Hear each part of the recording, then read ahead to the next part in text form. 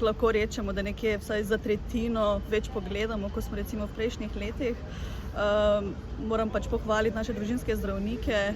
Pacienti redno hodijo v te referenčne ambulante, ker se po 50. letu določa ta marker PSA in potem pa, če se ugotovi, da je ta povišen, tudi pravočasno pride do nas. Zdaj, konkretno za rak prostate se tam čez 2000 recimo letno sigurno pač na novo ugotovi. Onkološki inštitut Ljubljana pač zdaj organizira, pripravlja ta presejalni program. Zaenkrat je predvideno, da naslednjem letu se izvede kot en pilotni projekt, da vidimo, če bi ta presejalni pač program funkcioniral na nacionalni ravni. Tako da ja, seveda bomo veseli, če to bo prišlo v prakso. Ja. Seveda pravočasno odkrit rak, večja uspešnost zdravljenja, čeprav moram reči, da tudi na tej ravni, pač, ko imamo metastatski rak, ko je že razsejan, medicina že toliko razvita, tako da tudi pri zdravljenju tega smo uspešni, tudi tu je lahko preživetje pacientov 10 let ali pa več.